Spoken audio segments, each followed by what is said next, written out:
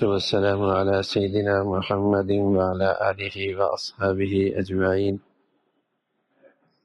أما بعد فأعوذ بالله من الشيطان الرجيم. بسم الله الرحمن الرحيم.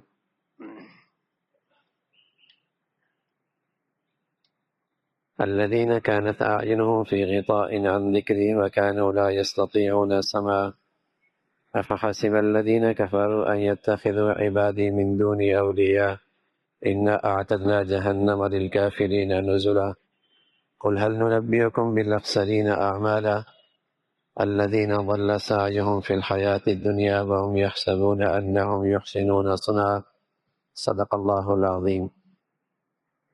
سورہ کہف آپ علیہ الصلوۃ والسلام نے بتلایا کہ یہ دجال کی حفاظت کا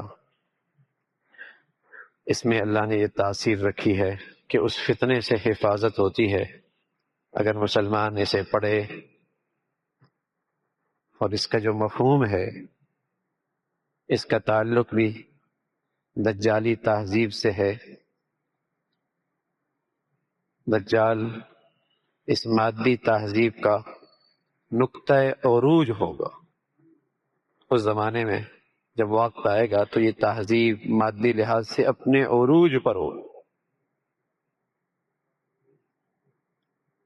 تو اس میں قدم قدم پہ اس مادی تہذیب اور دجالی تہذیب کے متعلق جو آنے والے فتنے ہیں اس کے متعلق رہنمائی اور حفاظت کے لیے روشنی اور نور اس صورت میں موجود ہے. یہاں اللہ تعالیٰ نے بتایا کہ کافروں کا ایک طبقہ ایسا ہے کہ جو اللہ کا نام بھی نہیں سننا چاہتا. یہ عام کافروں کا تعلق نہیں ہے، اس لیے کہ کوئی بھی مشرک ہو تو وہ اپنے معبودوں کے ساتھ خالق عالم کو بھی مانتا ہے کہ اس دنیا کا خالق اللہ ہے. اپنے معبودوں کو بھی شریک کرتا ہے، خود تراشیدہ معبود بھی اس کے ہاں ہوتے ہیں، لیکن خالق کو بھی مانتا ہے. مشرکوں کی جتنی بھی قسمیں ہیں، کافروں کی بھی قسمیں ہیں، وہ بھی اللہ کو مانتے ہیں. اگرچہ اللہ کا بیٹا ثابت کرتے ہیں، بیٹیاں ثابت کرتے ہیں، اللہ کے شریک قرار دیتے ہیں، لیکن اللہ کا تصور بھی ان کے ہاں ہے. لیکن اس مادی اور دجالی تہذیب کی خصوصیت ہے کہ یہاں ایک کفر کی شکل ایسی بھی ہوگی جو اللہ تعالیٰ کا بالکل انکار کرے گی، جسے الحاد کہتے ہیں. ان کی محفلیں، ان کی مجلسیں، ان کی تحریریں، ان کی تقریریں، ان کی نشستیں، ان کے فیصلے، کہیں خدا تعالیٰ کا نام نہیں ہوگا، کہیں اللہ کا تذکرہ نہیں ہوگا، اور وہ اسے سننا بھی نہیں چاہتے، اور کوئی کہے تو اس کا مذاق اڑاتے ہیں. کہاں ہے؟ نظر آ رہا ہے؟ کون سی غیبی طاقت، کون سا غیبی نظام، کون سا خدا؟ انکار کرتے ہیں، مذاق اڑاتے ہیں. حالانکہ لسی کے اندر اگر آپ کو مکھن نظر نہیں آتا تو ضروری نہیں کہ اس میں مکھن نہ ہو، مکھن تو ہوتا ہے. جو آپ کی ناقص نظر میں کوئی چیز نظر نہ آئے تو یہ نہیں کہ اس کا وجود نہیں ہے اور اس کائنات میں موجود نہیں ہے. لیکن اس مادی تہذیب کا نقطہ عروج جس طرف جا رہا ہے، اس سے جو کفر پھوٹ رہا ہے اور جس کفر کی ارزانی ہے جو کثرت سے پھیل رہا ہے، وہ الحاد ہے. کہ کون سی غیبی طاقت، کون سا غیبی نظام اس دنیا میں؟ یہ تو سب اسباب کے تحت چل رہا ہے، ماہرین کے تحت چل رہا ہے، وسائل کے تحت چل رہا ہے. زلزلہ کیوں آیا؟ پلیٹیں نیچے ٹکرا گئی. کوئی نہیں چاہتا کہ اللہ کے نظام سے ہوا. وہ ہر اس دنیا کی ہر حرکت کو، ہر حادثے کو، ہر نئی شکل کو کسی اسباب سے جوڑ دیتا ہے، اگر اسے کہہ دیا جائے کہ اس کے پیچھے خدائی نظام ہے، وہ تمسخر کرتا ہے، کون سا خدائی نظام، کون سی دنیا میں جی رہے ہو؟ مادیت اتنی ترقی کر چکی ہے، ہر چیز تحقیق سے معلوم ہو رہی ہے کہ یہ تو اس سے ہوا ہے۔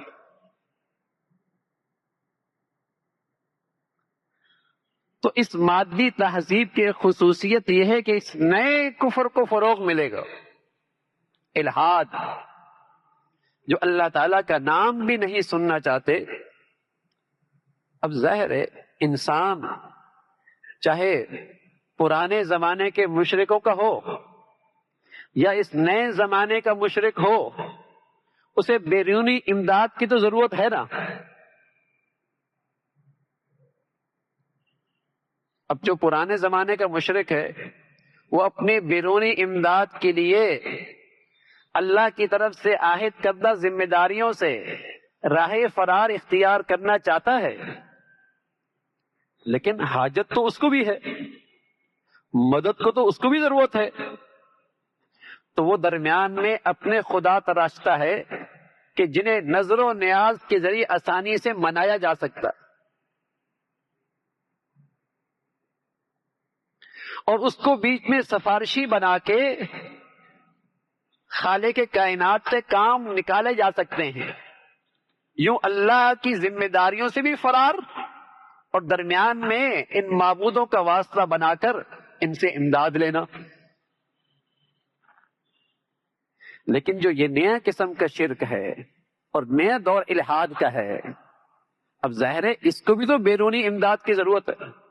انسان تو محتاج ہے، فقیر ہے، اس کو علاج کی بھی ضرورت ہے، بیمار بھی ہوتا ہے، بھوک بھی لگتی ہے، زندگی کے حادثات بھی آتے ہیں، بیرونی امداد تو اس کی بھی ضرورت ہے۔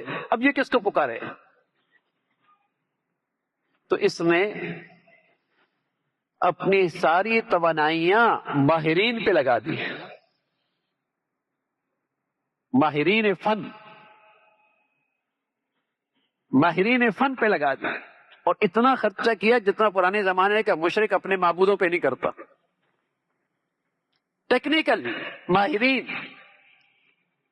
یا جن کے بعد یہ اسباب و وسائل ہیں اور دنیا کے وہ خدا بنے بیٹھے ہیں، حکمران، اس نے امدادی بیرونی امداد کے لیے اللہ کو چھوڑ کر یہ سہارا تلاش کیا، یہ سہارا تلاش کیا۔ ایبتغون العزہ، یہ ان کافر سرداروں سے عزت تلاش کرتے ہیں۔ ارے نادان، عزت تو اللہ کے پاس ہے، فإن العزة للہ جميعا۔ تو یہ پرانے مشرکوں کی طرح بھی نہیں، اللہ کی وحدانیت سے بھی محروم، لیکن جدید دور کے نئے خدا جو کہتے ہیں انا ربکم الاعلی، جیسے فرعون کہا کرتا تھا، اور آج کے اس کے چھوٹے چھوٹے فرعون کہتے ہیں ساری معیشت، ساری طاقت، تمہاری ساری حفاظت کے نقشے میرے پاس ہیں، تم میرے سامنے سجدہ ریز ہو جاؤ، مجھے پکارو، مجھے پکارو، اپنی مدد کے لیے میرا سہارا لو، ورنہ تم دنیا میں زندہ نہیں رہ سکتے۔ دجال بھی یہی کہے گا جو اس کا نقطہ عروج ہو۔ تو اس لیے اللہ تعالی نے اس کا شرک کا جب بیان کیا یوں کہا ان یتخذوا عبادی من دونی اولیاء، یہ مجھے چھوڑ کر میرے بندوں کو اپنا پشت پناہ بناتے ہیں کہ ہماری پشت پہ یہ طاقت کھڑی ہے، اور ہماری پشت پہ یہ قوت کھڑی ہے، اور ہماری پشت پہ یہ حکمران کھڑا ہے۔ یہ الہادی ذہنیت ہے، یہ اس نئی تہذیب کی خصوصیت ہے۔ حالانکہ جو اللہ مشرکوں کا ذکر کرتا ہے عام طور پہ قرآن میں، وہ کہتا ہے آلہہ، وہ اللہ کے غیر کو آلہہ معبود بناتے ہیں، لیکن سورہ کہف میں انداز بدلا، کیونکہ یہاں کا کفر بھی الگ ہے، یہاں کا شرک بھی الگ ہے، تو فرمایا ان یتخذوا من عبادی من دون اولیاء، یہ میرے بندوں کو اپنا پشت بناتے ہیں اور ان میں اپنی زندگی کا سہارا تلاش کر. یہ جدید دور کا نیا بت ہے کہ اللہ کو چھوڑ کر اللہ کے غیر بندوں کو اس درجے کا اعتماد، اس درجے کا بھروسہ کہ تاکہ اللہ کی طرف سے جو ذمہ داریاں ہیں اس سے فرار اختیار کر کے اپنی زندگی کی ضروریات ان سے پوری کی جائے. تو اللہ تعالیٰ کہہ رہے اس عبوری دور میں، چاہے وہ پرانا مشرک ہو، دن رات تو اس کے بھی گزر جائیں گے، چاہے نیا درجے کا کافر ہو، اس تہذیب کا مشرک ہو، کافر ہو، عبوری دور اس کا بھی گزر جائے گا. لیکن انہوں نے آنا تو میرے پاس ہی ہے. جو میں نے انہیں مقصد زندگی دیا تھا اس عبوری دور میں، اس سے جو انہوں نے راہ فرار اختیار کیا ہے، آنا تو میرے پاس ہی ہے. نتیجہ تو دیکھیں گے، انجام تو اپنا دیکھیں گے. میں نے ان کافروں کے لیے خوب مہمان نوازی تیار کر رکھی ہے، اور جس مصیبت بھری زندگی کا نام جہنم ہے. جہنم کب تک فرار اختیار کریں گے؟ کب تک مجھ سے دور رہیں گے؟ کب تک غیروں کے سہارے پہ جیئیں گے؟ کب تک میرے غیر سے مدد لیتے رہیں گے؟ کب تک؟ آئیں گے تو میرے پاس. انجام کار تو انہوں نے میرے پاس آنا. تو ان کے لیے پھر مہمان نوازی ہے. اللہ نے کہا نزلا، مہمان نوازی ہے جہنم. پھر اسی تہذیب کی ایک اور خصوصیت، الذین ضل سعیہم فی الحیاۃ الدنیا وہم یحسبون انہم یحسنون صنعا. اسی تہذیب کی ایک نئی خصوصیت کہ یہ کتنی ہی غلط کر رہی ہو، اس تہذیب میں اور اس کا علمبردار اپنی زندگی کے فیصلے کتنی غلط کیوں نہ کر رہا ہو، کتنا ہی خطا کار کیوں نہ ہو، لیکن وہ اپنے آپ کو خطا کار کہتا نہیں، غلط کہتا نہیں ہے. فرمایا کہ اس کی ساری زندگی، ساری صلاحیتیں، ساری توانائیاں اس دنیا پہ خرچ ہو رہی ہیں کہ معیاری زندگی اچھا ہو جائے، لباس کا معیار، گاڑی کا معیار، سواری کا معیار، رہائش کا معیار، کھانے کا معیار، ساری زندگی کے سارے معیار شاندار ہو جائیں. اس کی ساری توانائیاں اس پہ صرف ہو رہی ہیں.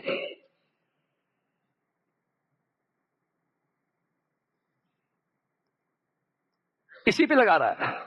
اور یہ ہے عبوری وقت. جیسے کرائے کے مکان کے مالک نے نوٹس دے دیا ہو،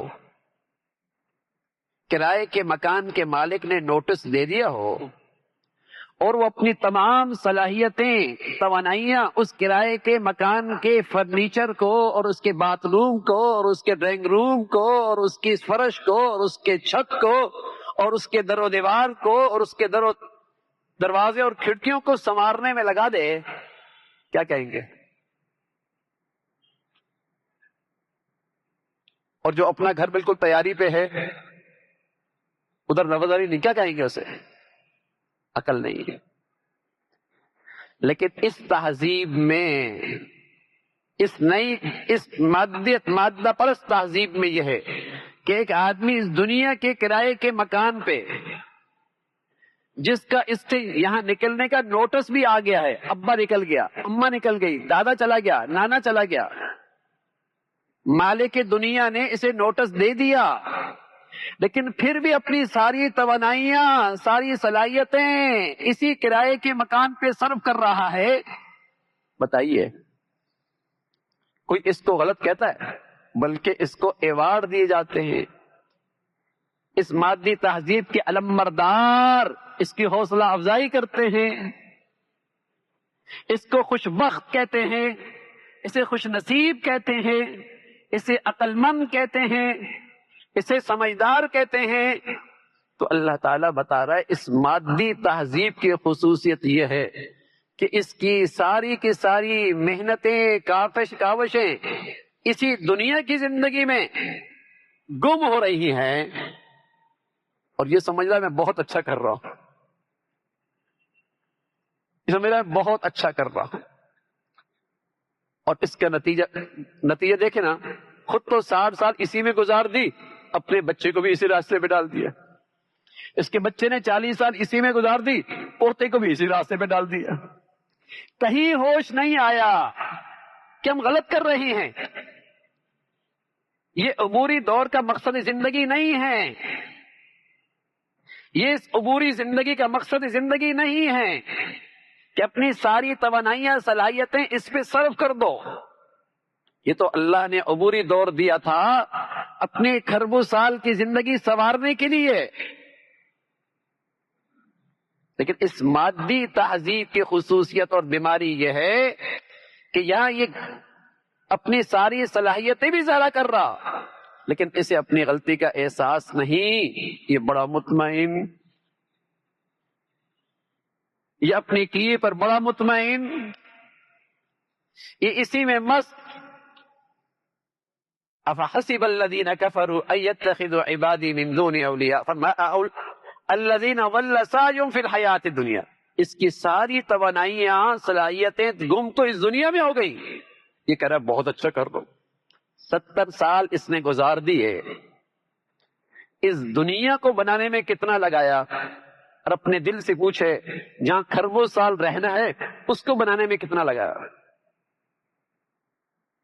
اس کے لیے کتنا وقت صرف کیا، کتنی صلاحیتیں لگائیں، کتنے وسائل لگائے، اور اس دنیا کو بنانے میں کتنا وقت لگایا، جس سے آج یہ جا رہا ہے،